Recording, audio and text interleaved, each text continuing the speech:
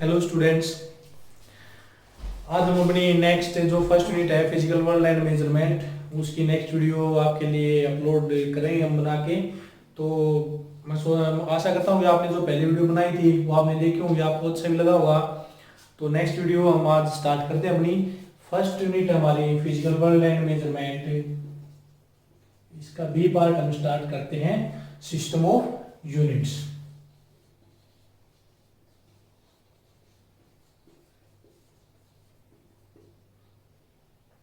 System of units. तो देखो, system of units के अंदर सबसे पहले हम क्या करते हैं, हम जो भी चीजें हम आजकल चलती हुई हमारे पास, उनको हम क्या करते हैं, मेजर करते हैं। तो हम उनको मेजर करते हैं तो हमें ऐसी क्या जरूरत पड़ती है कि हमें वही चीज को मेजर करना पड़ा, और बिना मेजर किए हमने उसको इम्पोर्टेंट बिना मेजर किए हमारा काम नहीं हुआ कंप्लीट। तो सबसे पहले देखो, हम इसके बारे में डिस्कस करते हैं, इसका जो इंट्रोडक्शन हम उसके बारे में चलते हैं आज। Need of measurement.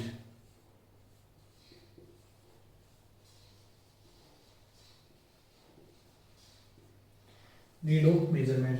देखो, नीड ऑफ मेजरमेंट, मेजरमेंट की जरूरत हमें क्यों पड़ी?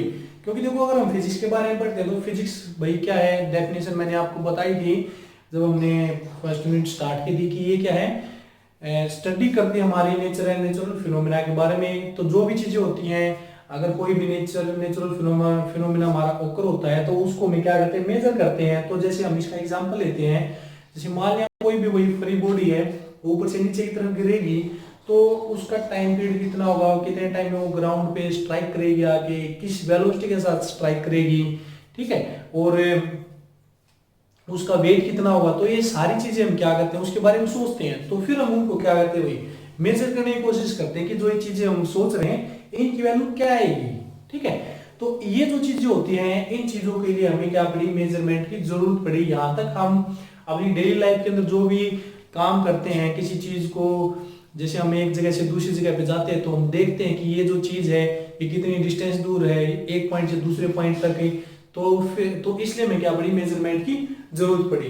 अब जो मेजरमेंट होती है उसकी जो अलग अलग साइंटिस्ट होते हैं, जो नीड ऑफ मेजरमेंट है उसकी जो डेफिनेशन बताई है वो अपने हिसाब से सभी ने अपने पॉइंट व्यू से अलग अलग बताई है। तो ये सारी चीजें सिर्फ क्या होती है, अंडरस्टैंडिंग करने की होती हैं। तो ये हमारे पास जैसे एक लॉर्ड कैल्विन आया था, लॉर्ड कैल्विन जो साइंटिस्ट था उसने ये बताया था कि अगर हम किसी चीज को मेजर करते हैं, ठीक है, यानी कि हम कोई चीज बोलते हैं तो पहले हम उसको क्या करेंगे, मेजर करेंगे, और हम उसके बारे में जो भी नॉलेज है, वो जो भी चीजें हैं, हम उसको अच्छे वे में क्या करेंगे, एक्सप्रेस करेंगे।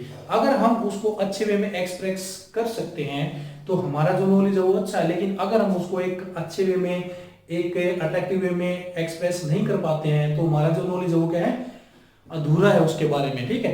तो अलग अलग साइंटिस्ट आए थे और अलग अलग साइंटिस्ट ने क्या बताई थी भाई, ये चीजें बताई थी नीड ऑफ मेजरमेंट कि हमारे लिए क्यों जरूरी है। तो देखो, नीड ऑफ मेजरमेंट के बारे में ये सब आपको मैंने बातें बताई हैं। अब हमारे पास क्या थी, कुछ फिजिकल क्वांटिटीज आती थी जो हम क्या करते थे भाई, फिजिक्स के अंदर यूज करते थे। और वो फिजिकल क्वांटिटी किस काम में ली जाती थी? तो सबसे पहले अगर हम किसकी बात करते हैं भाई, फिजिकल क्वांटिटीज की बात करते हैं, फिजिकल क्वांटिटी। तो ये फिजिकल क्वांटिटी हमारे पास क्या होती है भाई, यानी ये फिजिकल क्वांटिटी हमारे पास कुछ ऐसी क्वांटिटी होती है जिनके अंदर हम क्या करते हैं, फिजिक्स, जो फिजिक्स के लॉ होते हैं वो इनकी टर्म में हम क्या करते हैं, डिस्क्राइब करते हैं, और इनकी मेजरमेंट हमारे लिए क्या होती है, जरूरी होती है। तो फिजिकल क्वांटिटीज हम क्या लिखेंगे, द क्वांटिटीज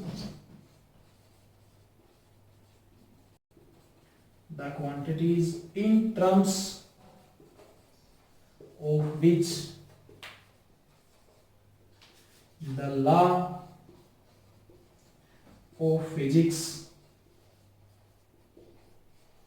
is described, यानी कि वो क्वांटिटीज जिनकी टर्म में हम क्या करते हैं, फिजिक्स के लॉ को डिस्क्राइब करते हैं, ठीक है, एंड whose measurement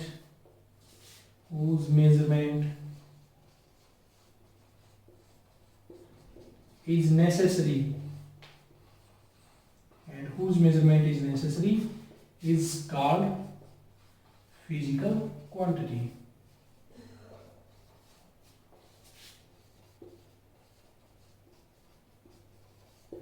तो देखो भाई हमने फिजिकल क्वांटिटी डेफिनेशन दी है। फिजिकल क्वांटिटी क्या होती है? वो क्वांटिटी होती है जिनके अंदर हम अपने फिजिक्स के लॉ को डिस्क्राइब करते हैं, यानी जो हमने फिजिक्स के अंदर जितने भी लॉ हैं उनको हम क्या करेंगे? डिस्क्राइब करेंगे, यानी उनको एक्सप्लेन करेंगे इन क्वांटिटीज की टर्म में। और जो हमने क्वांटिटीज बताई हैं इनकी जो मेजरमेंट होती है वो हमारे लिए बहुत ही जरूरी होती है। अगर हम इनकी मेजरमेंट नहीं करेंगे तो हमें पता नहीं लगेगा कि भाई जो फिजिक्स के लॉ है वो किस तरह से काम करते हैं, कितनी उनकी वैल्यू आती है। तो इसलिए जो फिजिकल क्वांटिटी है वो हमारे लिए क्या होती है? ज्यादा इंपॉर्टेंट होती है। अगर हम फिजिकल क्वांटिटीज की बात करते हैं तो हमारी फिजिक्स के अंदर कितनी फिजिकल क्वांटिटी है? तो देखो भाई फिजिकल क्वांटिटी,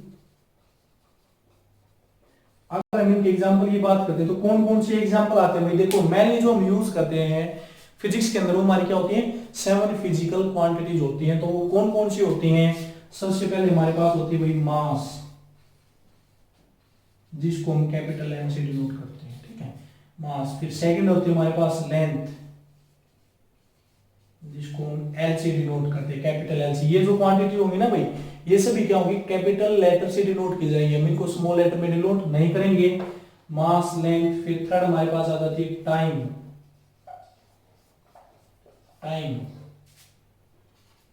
फिर फोर्थ टेम्परेचर। देखो टाइम और टेम्परेचर दोनों को हम टी से दिखाएंगे, लेकिन इन दोनों के लिए डिफरेंस दिखाने के लिए हम क्या करेंगे? टेम्परेचर को हम स्मॉल टी से डिनोट कर देते हैं। वरना मोस्टली अभी मैंने आपको बताया कि भाई किससे डिनोट होती है? कैपिटल लेटर से होती है। लेकिन टाइम और टेम्परेचर के अंदर यही डिफरेंस होता है कि टाइम को हम कैपिटल टी से दिखाते हैं और टेम्परेचर हमारा क्या होता है? यूज तो होता है लेकिन टाइम के कंपैरिजन में कम होता है, तो इसलिए हम इसको क्या करते हैं? स्मॉल टी से ही डिनोट कर देते हैं। वरना दोनों को अगर हमने कैपिटल टी से दिखा दिया तो दोनों में हमें डिफरेंस करना कई बार डिफरेंस करना डिफिकल्ट हो जाता है, इस वजह से। तो mass, length, time, temperature, electric current,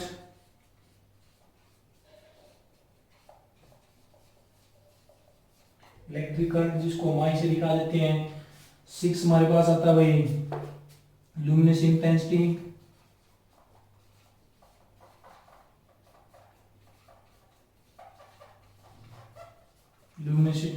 जिसको हम कैमरा के अंदर दिखाते हैं।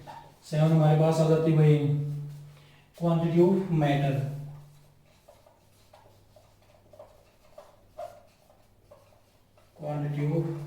जिसको हम मोल के अंदर दिखाते हैं, स्मॉल एच, ठीक है।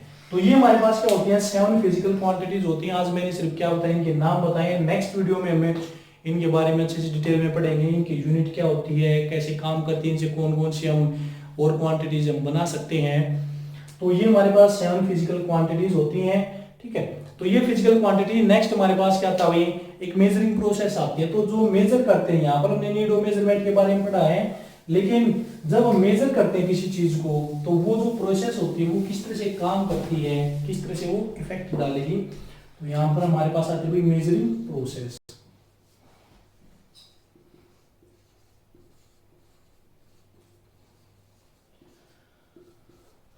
तो देखो भाई मेजरिंग प्रोसेस हमारे पास क्या होती है?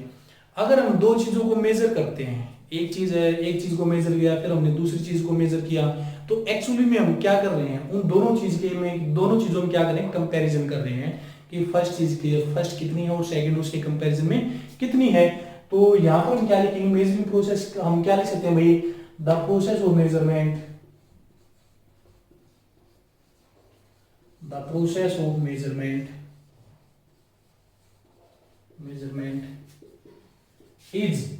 the process of measurement is a process of comparison। कि जो प्रोसेस होती है मेजरमेंट की वो क्या होती है? एक कंपैरिजन की प्रोसेस होती है दो क्वांटिटीज के बीच में। अब देखो एक होती है हमारे पास यूनिट ऑफ क्वांटिटी। यहां पर हमने क्या पढ़ी थी? वही फिजिकल क्वांटिटीज पढ़ी थी। अगर हम उसको क्या करते हैं? अगर हम उसकी यूनिट पढ़ते हैं, यूनिट ऑफ क्वांटिटी क्या होती है? अगर हमें यूनिट ऑफ क्वांटिटी पता है तभी हम क्या करते हैं? मेजरिंग प्रोसेस को कर सकते हैं। अगर हमें यूनिट ऑफ क्वांटिटी नहीं पता, यानी कि किसी चीज को मेजर करते हैं लेकिन हमें ये नहीं पता वो इसको मेजर कैसे करना है, मीटर के अंदर करना है, सेंटीमीटर के अंदर करना है, फुट के अंदर करना है, इंच के अंदर करना है, अगर हमें वो यूनिट नहीं पता है तो हम उस चीज को कैसे मेजर कर सकते हैं, तो उसको हम बोल देते हैं यूनिट ऑफ क्वांटिटी। तो यूनिट ऑफ क्वांटिटी हमारे पास क्या होती है भाई, तो इसकी जो डेफिनेशन आएगी वो हम क्या लिखेंगे, the chosen standard of quantity, standard of quantity, the chosen standard of quantity, यानी कि जो क्वांटिटी हम क्या करेंगे, मेजर करेंगे, उसका जो स्टैंडर्ड किया जाएगा। तो देखो जो यूनिट ऑफ क्वांटिटी होती है वो इसको हम कैसे लिखेंगे, the chosen standard of measurement of a quantity, measurement of a quantity, the chosen standard of measurement of a quantity which has essentially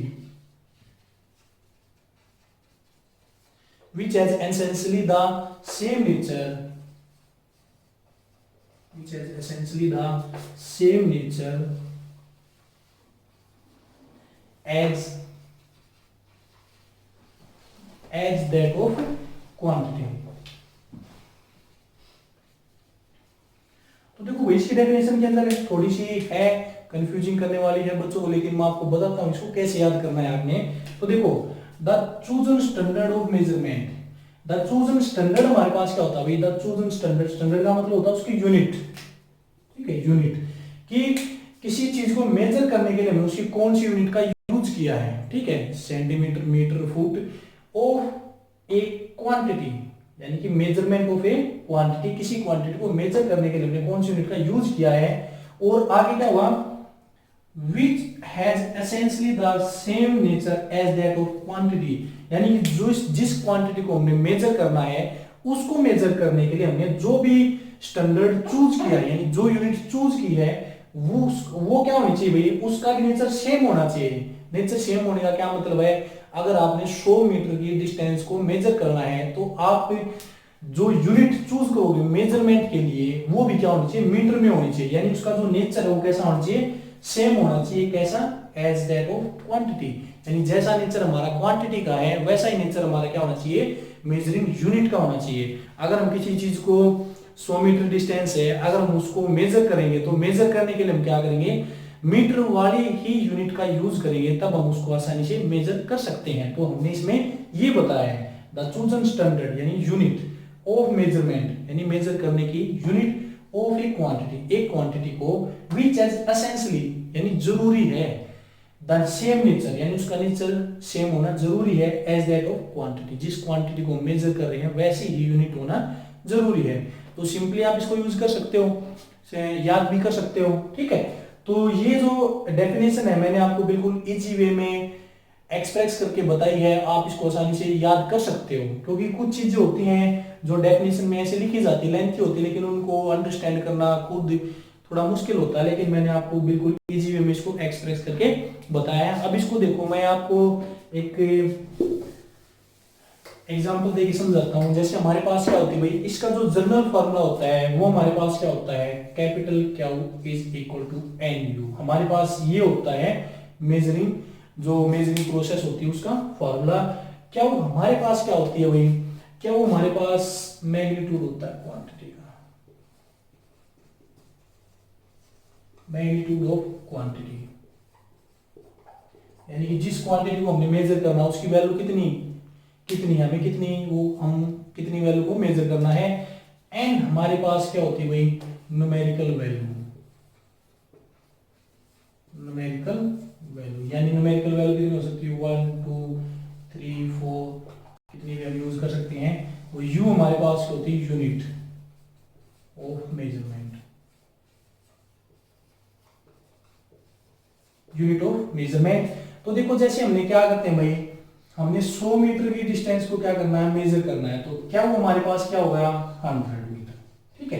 अब उसके लिए जो u है, यूनिट हमने मेजर की, वो हमने क्या ले ली भाई, मीटर यूनिट हमने ले ली भाई उसकी, और कितनी मीटर ली हमने, उसकी न्यूमेरिकल वैल्यू कितनी ले ली भाई हमने 10 ले ली, n की वैल्यू हमने क्या ले ली 10। तो 100 मीटर को हम क्या लिख सकते हैं भाई कि 100 मीटर को हम कैसे लिख सकते हैं, क्या इक्वल टू एन यू वाला फॉर्मूला, यानी इसकी जो एन होगी यानी जो न्यूमेरिकल वैल्यू होगी, अगर मैं 10 मीटर को मेजर करना चाहता हूं और मेरे पास जो यूनिट है वो मीटर में है, और जो मीटर में जो हमने लेंथ ली है वो कितनी ली है, 10 मीटर की ही लेंथ ली है। ठीक है, जैसे 10 मीटर की लेंथ से हम क्या करेंगे, 100 मीटर को मेजर करेंगे, तो जब इसको हम मेजर करेंगे तो जो न्यूमेरिकल वैल्यू आएगी, जब हम इसको 10 बार मेजर करेंगे तो हमारे पास टोटल 100 मीटर कंप्लीट हो जाएगा।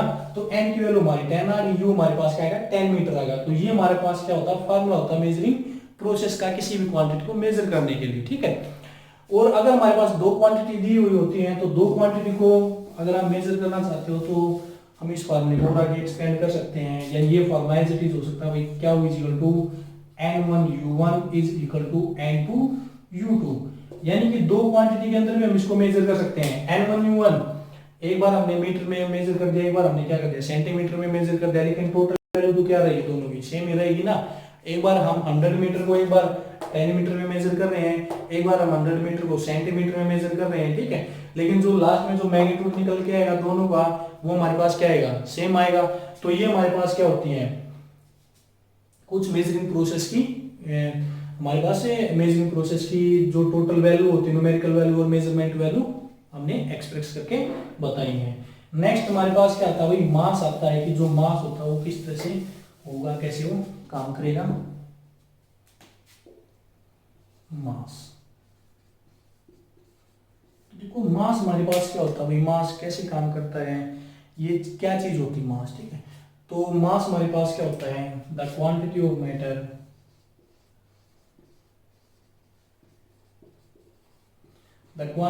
मैटर present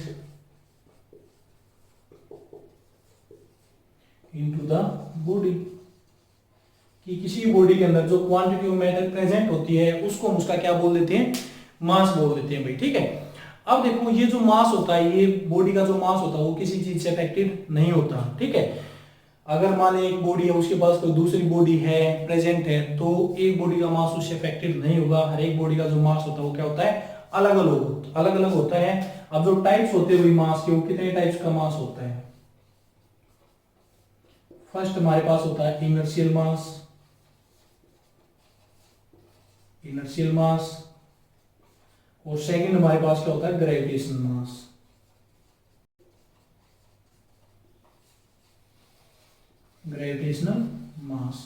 तो देखो इनर्शियल मास हमारे पास क्या होता है भाई, ये जो इनर्शियल मास, देखो नाम से ही पता लग रहा है इनर्शियल, मैंने आपको इनर्शिया के बारे में बताया था। ठीक है, जो पिछली वीडियोस आई हैं उसमें मैंने आपको इनर्शिया के बारे में बताया था। तो इनर्शियल मास क्या होता है, ये due to inertia of motion की वजह से the mass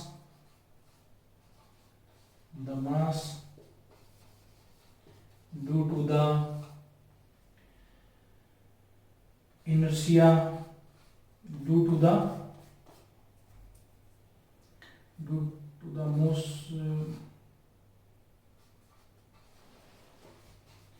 motion of inertia, कि इनर्शिया की वजह से जो मास आएगा उसको हम क्या बोलते हैं भाई, इनर्शियल मास बोल देंगे। और ग्रेविटेशनल मास क्या होगा, the mass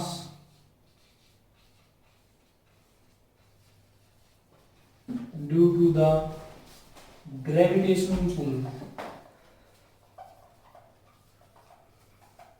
gravitational pull on body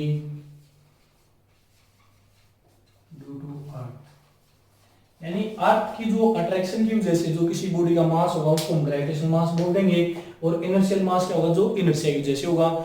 ये चीजें मैं आपको पहले बता चुका हूं, और ये चीजें आगे आने वाले लेक्चर में भी आएंगी आपकी, तब हम इनको डिटेल में पढ़ेंगे इनके बारे में। ठीक है, तो नेक्स्ट हमारे पास क्या आता है भाई, लेंथ क्या होती है। देखो ये कुछ इंट्रोडक्शन है, कुछ ऐसी क्वांटिटी जिनके बारे में जानना बहुत ही ज्यादा इंपॉर्टेंट है आपके लिए। अगर आप इन चीजों को भी स्किप कर देते हो तो आगे आने वाली जो भी हमारे वीडियोज आएंगे उसमें आपको प्रॉब्लम आएगी चीजों को अंडरस्टैंड करने में।